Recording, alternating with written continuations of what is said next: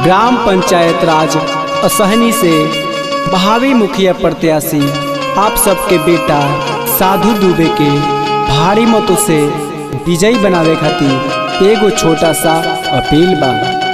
आप सबसे गुहार बा, आप सबसे निवेदन बा कि अपन बहुमूल्य वोट देके हमारे साधु भैया के भारी से भारी मतों से विजयी बनाई और साधु भैया के ही मुखिया बनाई।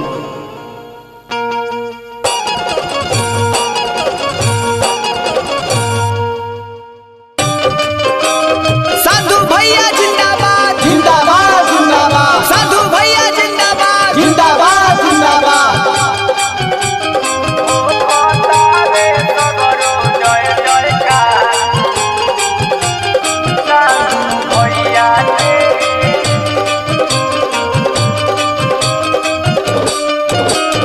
सगर जवार में हाला बाटे होता पारा चार कि साधु भैया के सगर जवार में हाला बाटे होता पारा चार कि साधु भैया के कि साधु भैया के हो खतावे सगरो जय जयकार कि साधु भैया के हो खतावे सगरो जय जयकार। सगर जवार में हाला बाटे होता परचार कि साधु भैया के कि साधु भैया के हो खतावे सगरो जय जयकार कि साधु भैया के हो खतावे सगरो जय जयकार। जीती है अब की है बुझात बावे, जीती है अब की है बुझात बावे, हाला चालू रही है सुनात बावे, हाला चालू रही है सुनात बावे। हो खतावे सगरो जय जयकार साधु भैया के हो खतावे सगरो जय जयकार। गाँव भर के बेटा हवे करी है सबके भाला, पास करवई है जल नल सड़क नाला, नल सड़क नाला, नल सड़क नाला। गाँव घर के बेटा हवे करी है सबके भाला, पास करवई है जल नल सड़क नाला। सहनी पंचायत के सभे साथे बावे खार कि साधु भैया के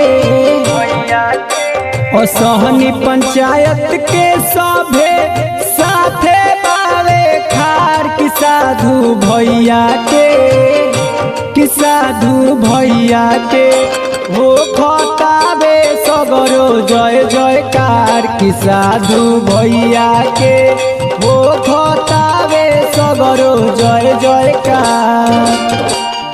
झूठा पखंडी लोग के, झूठा पखंडी लोग के कोई है बेपराधिया हो दरदिया, ये हो दरदिया। मुखिया बन के हरि रे जनता के दरदिया, मुखिया बन के हरि रे जनता के दरदिया। हो खतावे सगरो जय जयकार कि साधु भैया के हो खतावे सगरो जय जयकार।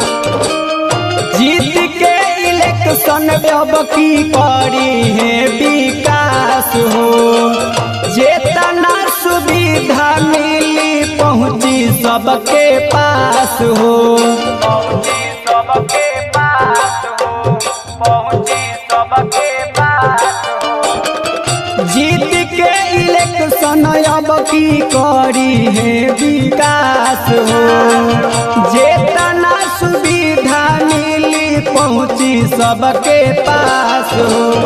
अपना सर पर जनता के उठई हन पूरा भार कि साधु भैया के कि साधु भैया भैया के हो खतावे सगरो जय जयकार कि साधु भैया के हो खतावे सगरो जय जयकार कि साधु भैया के हो खतावे सगरो जय जयकार भैया के। Mix by Mahakal recording studio लीलासा के पोखरा।